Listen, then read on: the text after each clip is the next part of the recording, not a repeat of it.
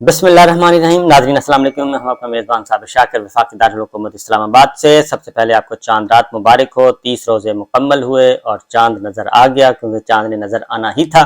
تو آپ سب کو چاند رات مبارک. بہت جلد آپ عید نماز بھی پڑھیں گے اور انشاءاللہ اللہ تعالیٰ آپ کی دعائیں قبول کرے جی. جو رمضان مبارک میں آپ نے دعائیں کی ہیں وہ سب قبول ہو اور ان دعاؤں کے نتیجے میں، دعاؤں کی قبولیت کے نتیجے میں پاکستان کی، پاکستانیوں کی حالت زار بہتر ہو اور وہ دعائیں آپ کے لیے اور آپ کے خاندان کے لیے نیک شگون اور اچھا وقت لے کے آئیں. میں ایک ضرور کہوں گا، ان خوشیوں کے لمحات میں ہم نے اپنے شہداء کو کبھی نہیں بھولنا. اور ان شہداء کو ضرور یاد رکھیے گا اپنی دعاؤں میں، اور خاص طور پہ شہداء کی جو فیملیز ہیں، کیونکہ شہداء تو اپنی جانیں دے کے چلے گئے اور اگلے اللہ تعالیٰ کے پاس چلے گئے. وہ زندہ ہیں، ہمیں ان کا شعور نہیں ہے. وہ تو چلے گئے ہمارے کل کو محفوظ کرنے کے لیے، انہوں نے اپنی جانیں قربان کی اور وہ چلے گئے. خواہ وہ پولیس کے ہیں، خواہ وہ فوج پاکستان ہے، پاک فضائیہ ہے، پاک بحریہ ہے، رینجرز ہے، ایف سی ہے، یا کوئی ہمارے سویلین لوگ ہیں، وہ جتنے بھی پاکستان کے شہری ہیں جو قربان ہوئے وطن کی خاطر، ان سب کو جی، اور ان کی شہداء کی فیملیز کو خاص طور پہ میں ضرور کہوں گا، کیونکہ انہوں نے اپنے لخت جگر اس وطن کے لیے دیے ہیں اور ہمارے لیے دیے ہیں، ہماری آنے والی نسلوں کے لیے دیے ہیں. اور اللہ تعالیٰ ان کا خون جو ہے، وہ جو قربانیاں جس مقصد کے لیے انہوں نے دی ہیں، ہماری جو لیڈرشپ ہے، وہ خاص سول ہے یا ملٹری لیڈرشپ ہے، ان کو بھی اللہ تعالیٰ توفیق دے کہ اس کے اکارڈنگلی وہ اس خون کی حرمت کو برقرار رکھیں اور قربانیاں جو دی ہیں اس کو برقرار رکھیں اور پاکستان کو اچھائی کی طرف لے کے جائیں. جو اس وقت صورتحال نظر آ رہی ہے، بہت ہی افسردہ صورتحال ہے. ہم آپس میں لڑ بھیڑ بور رہے ہیں. آج 21 اپریل ہے. 2 حوالوں سے بلکہ 3 حوالوں سے آج 21 اپریل ہے، بہت ہی امپورٹنٹ دن. ایک تو علامہ محمد اقبال شاعر مشرق جو ہیں، وہ اللہ تعالیٰ کو پیارے ہوئے تھے 21 اپریل 1938 کو، جنہوں نے ہمارا پاکستان کا خواب دیکھا، تصور پاکستان پیش کیا. اور جو خواب انہوں نے دیکھا تھا، بدقسمتی سے اس خواب کی تعبیر ایک الگ وطن کی صورت میں تو مل گئی، لیکن عملی تعبیر ابھی تک نہیں ہو سکی، کیونکہ وہ تصور دیکھا. قائد اعظم محمد علی جناح نے اس تصور کو حقیقت بنایا اور ایک پاکستان بنایا، مشرقی پاکستان، مغربی پاکستان، لیکن ایک پاکستان ہم سے الگ ہو چکا ہے اور وہ بنگلہ دیش بن چکا ہے. گو کہ وہاں بھی ہمارے مسلمان بھائی ہیں، لیکن 2 ٹکڑے ہوئے اور ایک بہت ہی افسوسناک ایک سرنڈر کے نتیجے میں، فوجی شکست کے نتیجے میں، سیاسی شکست کے نتیجے میں وہ سارا کچھ ہوا، فال آف ڈھاکہ ہوا. تو وہ ایک تکلیف دہ امر ہے. لیکن اس کے باوجود، ہم اتنا عرصہ گزرنے کے باوجود ہم کچھ ابھی تک سمجھ نہیں سکے، اپنے آپ کو سمجھ نہیں سکے، اپنے آپ کو راہ راست بھی نہیں لا سکے. آج بھی ہم کچھ نہیں سبق سیکھا بنگلہ دیش سے. وہاں پہ جو کچھ ظلم و ستم ہوا، جو کچھ وہاں کھیل کھیلا تھا، خون کی ہولی کھیلی گئی، عزتیں پامال کی گئیں، لوگوں کو اٹھایا جاتا تھا، گرفتار کیا جاتا تھا، جیلوں میں ڈالا جاتا تھا، کہ آپریشن کیا گیا. تو یہ ساری کی ساری باتیں جو ہیں، اس سے ہم نے سبق نہیں سیکھا. آج بھی وہی کچھ ہو رہا ہے. آج بھی لوگوں کو اٹھایا جا رہا ہے، لوگوں کو گرفتار کیا جا رہا ہے، بال منڈے جا رہے ہیں، بے لباس کیا جا رہا ہے. ایسا پچھلے 1 سال میں جو کچھ ہوا وہی ہم دیکھ رہے ہیں، جس سے افسوس ہوتا ہے کہ ہماری لیڈرشپ کو ہو کیا گیا ہے، کہ یہ کون سا طریقہ ہے کہ اپنے شہریوں کو اس طریقے سے کرنا. تو بہرحال اختلافات ہوتے ہیں، سیاسی اختلافات ہوتے ہیں، سوچ سے اختلافات ہیں، نظریاتی اختلافات ہوتے ہیں، لیکن اس طرح کا رویہ اختیار نہیں کرنا چاہیے. دوسرا، یہ علامہ اقبال صاحب کی روح یقیناً بے چین ہوگی، قائد اعظم محمد علی جناح کی بھی روح بے چین ہوگی کہ میں نے ایک اچھا پاکستان دیا تھا، ایک اچھا وطن دیا تھا، لیکن ہم اس کی حفاظت نہیں کر سکے، اور انہوں نے ایک قوم بنایا تھا، ہم پھر بکھر گئے ہیں، ٹکڑیوں میں بٹے ہوئے ہیں. سیاسی اختلافات ہیں، مذہبی اختلافات ہیں، صحافتی اختلافات ہیں، ہر طرح کے اختلافات ہمارے درمیان میں. اور اس وقت پاکستان جو ہے وہ کئی طرح کے بحرانوں سے گزر رہا ہے. اور ہماری صلح جو ہے وہ ہم آپس میں دستوں گریبان ہیں. ہماری صلح کون کروا رہے ہیں؟ ہماری صلح کروا رہے ہیں ہمارے دوست ممالک. اس وقت وہ صلح کروانے کے لیے میدان میں اترے ہوئے. چائنا بھی اس معاملے میں، اس خیر میں حصہ لے رہا ہے. سعودی عرب سب سے زیادہ حصہ لے رہا ہے. محمد بن سلمان سے ملاقات ہوئی، نواز شریف صاحب کی، مریم صاحبہ کی، اور اسی میں اس ملاقات میں کیا ہوا ہوگا، مریم صاحبہ، نواز شریف صاحب نے کیا کیا ہوگا، میں آپ کو بتا دیتا ہوں.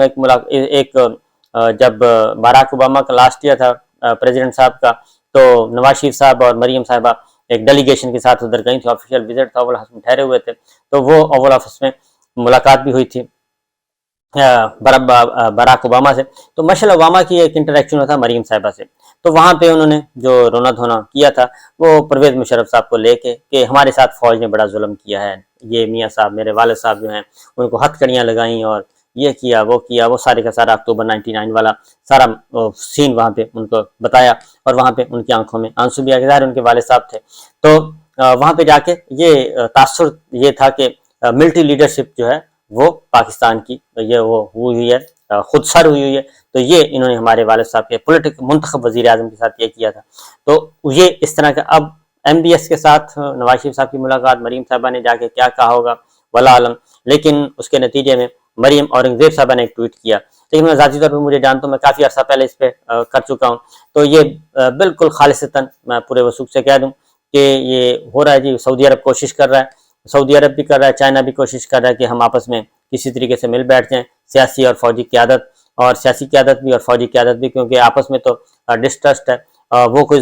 ضمانت دے دیں، کوئی گارنٹر بن جائیں اور ایک پولیٹیکل ایگریمنٹ ہو جائے اور چیزیں آگے بڑھیں، تو اسی نوعیت کی چیزیں ہیں۔ دوسرا، آج ایک اور بھی میرے لیے امپورٹنٹ دن ہے کہ 21 اپریل ہے جی، میرے والد صاحب کی ڈیتھ ہوئی، اور آج سے تقریباً 41 ایئرس اگو 41 سال پہلے ان کی ڈیتھ ہوئی، اور میں نے ٹویٹ بھی کیا، اپنے والد صاحب کی تصویر بھی ٹویٹ کی، تو آپ کی طرف سے بہت اچھا رسپانس آیا، اور مجھے خوشی ہے کہ مور دین 99% لوگ یہی کہہ رہے ہیں کہ میں اپنے والد صاحب کا نام روشن کر رہا ہوں، کیونکہ اس لیے بھی میں آپ کو یہ تھوڑا سا بتا دوں کہ ہمارے والد صاحب نے جی ہمیں ہمیشہ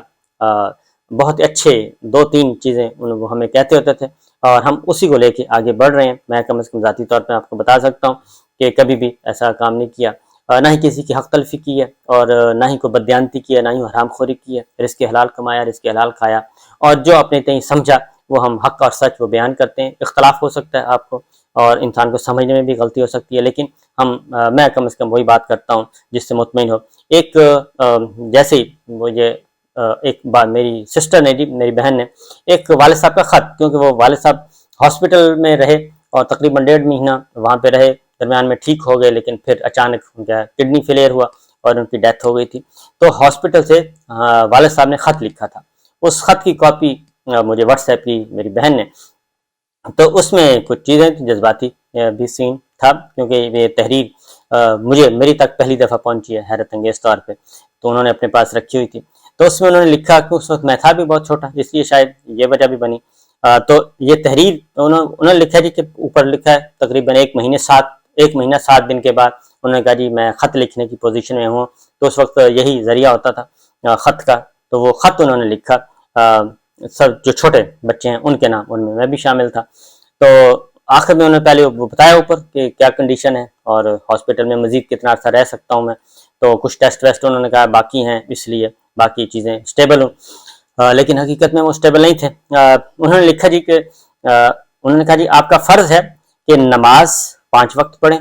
یہ میرے والد صاحب لکھ رہے ہیں کہ نماز 5 وقت پڑھیں اور قرآن مجید کی تلاوت کریں، اور وہ بھی ترجمے کے ساتھ، اور انہوں نے کہا کہ میرے حق میں خاص طور پہ وہ کہتے ہیں کہ دعا کیا کریں، اور چونکہ آپ لوگ معصوم ہیں، معصوم بچے ہیں، اور معصوم لوگوں کی دعائیں بہت جلد قبول ہوتی ہیں، لہٰذا آپ نے میرے لیے دعا کرنی ہے، اور اللہ تعالیٰ یہ دعائیں قبول بھی کرے گا، اور میں انشاءاللہ بہت جلد آپ کے پاس آؤں گا۔ پھر انہوں نے ایک اور بات بھی لکھی، انہوں نے لکھا جی کہ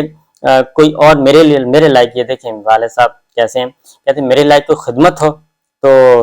میرے بڑے بھائی کا نام لکھا سجاد صاحب کا، کہ ان کے ہاتھ لکھ کر بھیج دیں تو میں انشاءاللہ اس کی تعمیل کروں گا۔ ہاسپٹل پہ وہ یہ کہہ رہے ہیں کہ بیڈ پہ پڑے ہیں، وہ کہتے ہیں میں تعمیل کروں گا۔ پھر آگے ایک اور، یعنی کہ یہ عظیم لوگ جو پہلے، آج کل تو وزاداری ختم ہو گئی ہے، پھر 2 ملازموں کے نام لکھے انہوں نے، کہ ایک تو خوشی محمد کو انہوں نے کہا سلام کہنا، اور ایک اس کی وائف تھی تو ان کا نام لکھا جی مریم کو، ماسی مریم، تو ان کو بھی سلام کہنا، تو یہ ایک طرح کا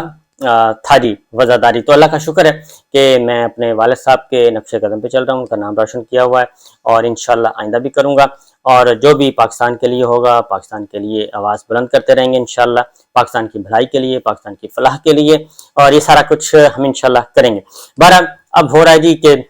یہ تو میں نے آپ کو بتا دیا، وہ ایک تو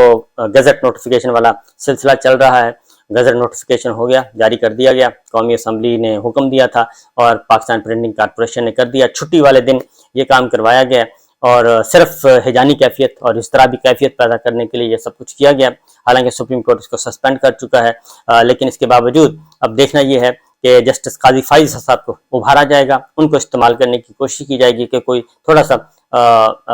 ذرا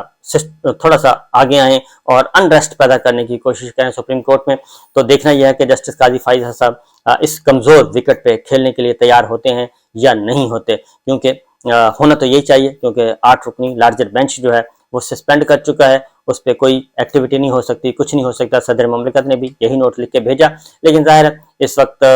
پولیٹیکل پلیئر جو حکمراں اتحاد 14 جماعتی، وہ انہوں نے سینگ پھنسائے ہوئے ہیں اور سینگ پھنسا کے وہ آگے بڑھنا چاہتے ہیں، جس کا نتیجہ کچھ بھی نہیں نکلے گا۔ ایک طرف آپ منت سماجت کر رہے ہیں، دوسری طرف آپ یہ کام کر رہے ہیں، اور ایک طرف یہ اور دوسری جانب آپ کہہ رہے ہیں کہ جناب 14 مئی کا پہلے آپ حکم لیں،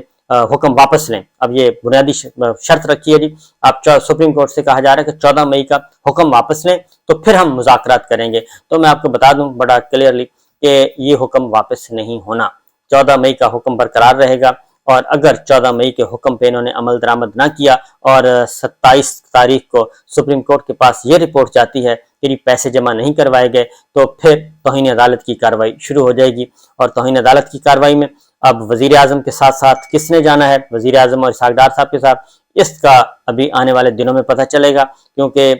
یہ اس کو مذاق سمجھ رہے ہیں شاید، کیونکہ بلاول صاحب، مولانا فضل الرحمان صاحب سارے میدان میں اترے ہیں، اور وہ یہ کہہ رہے ہیں کہ جناب پھر یہ تو ہمارا کیا رول ہوا اگر سپریم کورٹ آف پاکستان کے کہنے پہ یہ سارا کچھ ہونا ہے۔ تو وہ ہوتا ہے نا کہ جی چودھری، ہم نے چودھری بننا ہے، تو وہ اس پہ انا آئی ہوئی ہے آڑے، ورنہ پلے ان کے کچھ نہیں ہے۔ IMF ادھر اکانومی کی صورتحال یہ ہے، اسحاق ڈار صاحب بیٹھے ہیں 2-3 ہفتوں سے سعودی عرب میں، تو اپنے معاملات ادھر سیدھے کرنے کی کوشش کر رہے ہیں۔ تو اس کی مزید ڈیٹیلز آئی ہیں، MPS محمد بن سلمان سے صاحب سے ہونے والی ملاقات، تو اس ملاقات میں بھی وہ صرف یہی ہو رہا ہے کہ آپس میں بیٹھ کے انسان بنے آپ، پاکستان صرف پاکستانیوں کا نہیں ہے، بلکہ وہ کہتے ہیں یہاں پہ یہ واحد اسلامی ملک ہے جو جوہری طاقت ہے، اور اس کے ساتھ سب مسلمان ملکوں کے مفادات جو ہیں وہ جڑے ہوئے ہیں، اور ان کے کنسرنز ہیں، اس لیے ہم ان کو بے یار و مددگار نہیں چھوڑ سکتے۔ 23 کروڑ عوام کا ملک ہے، لیکن ہم اس پہ کب سدھریں گے اس کا ابھی تک کچھ پتہ نہیں ہے۔ بہرحال جی اگلے انشاءاللہ یہ 3-4 دن انجوائے کریں، عید کی چھٹیاں منائیں، عید نماز پڑھیں اور اللہ کریں، باقی یہ سارے معاملات چلتے رہتے ہیں، لیکن امید یہی ہے، یہ میں آپ کو بتا دوں کہ یہ جو کچھ یہ سوچ رہے ہیں حکمراں اتحاد جو کچھ سوچ رہا ہے وہ ہونے والا نہیں ہے۔ اب ہمیں بہتری کی طرف ہی جانا ہے اور انتخابات کی طرف جانا ہے، اور انتخابات ہی واحد حل ہے، یہ پوری دنیا کہہ رہی ہے، یہ چائنا بھی کہہ رہا ہے، یہ سعودی عرب بھی کہہ رہا ہے، اور ترکی بھی یہ کہہ رہا ہے کہ آپس کے معاملات ٹھیک کریں، اور اس ریجن کے دیگر ممالک بھی یہ کہہ رہے ہیں کہ اس طرح مت کریں، اور اب بہت لڑائی ہو گئی، اب آپ آگے بڑھیں۔ تو بہرحال اور بات، عمران خان صاحب نے دوبارہ ٹکٹوں کی تقسیم کو ریویو کرنے کا فیصلہ کیا ہے، کیونکہ 26 تاریخ سے ان کو ٹائم مل گیا ہے۔ فواد چوہدری صاحب کو ٹکٹ نہیں ملا تھا، حماد صاحب کو نہیں ملا تھا، اور شاہ محمد قریشی صاحب کو نہیں ملا تھا، کچھ اور شکایات بھی آ رہی تھیں، تو لہٰذا تمام ٹکٹیں اب جو ہیں وہ ریویو ہوں گی، اور 20-26 تک ٹائم موجود ہے، لہٰذا اس پہ بھی نظر ثانی کی جائے گی۔ تو جتنے بھی PTI کے لوگ ہیں جو متاثرین ہیں وہ رجوع کریں عمران خان صاحب سے، زمان پارک پہنچیں اور اپنے موقف پیش کریں، اپنا مقدمہ، تو دیکھتے ہیں کیا ہوتا ہے۔ اجازت دیجیے، اللہ حافظ۔